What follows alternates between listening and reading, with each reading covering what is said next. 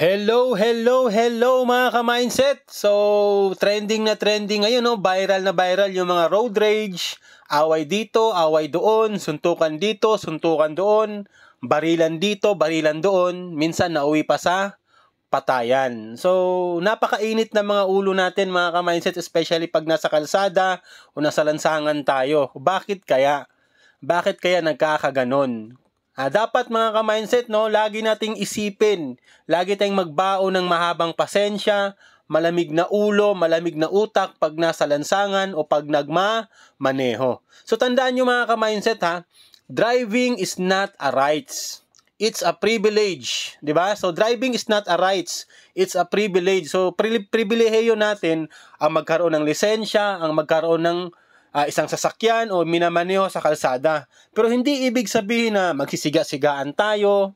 Lahat na nakikita mo, sabihin mo, di ba, bobo, sabihin mo, tanga, sasabihin mo kung anong kamote, which is hindi siya tama mga ka-mindset. Di ba? Hindi mo pagmamay-ari yung kalsada o hindi natin pagmamay-ari yung kalsada. Magbigayan, di ba?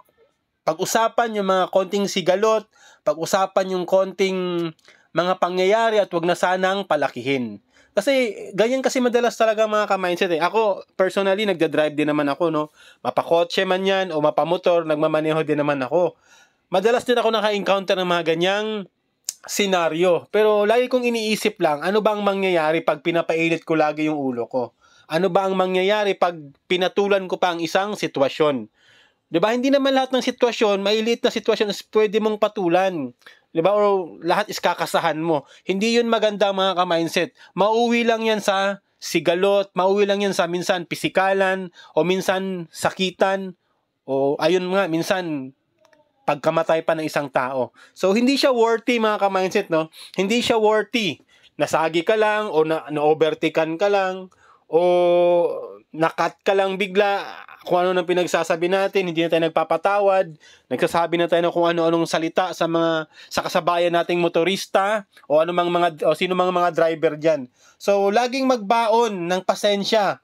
Habaan lagi yung mga pasensya mga ka-mindset. Huwag na tayong dumagdag sa mga nangyayari pa sa kalsada, sa mga nangyayaring hindi maganda sa lansangan. Lalo na't pag nagmamaneho kayo kasama yung mga anak ninyo, asawa ninyo o pamilya ninyo.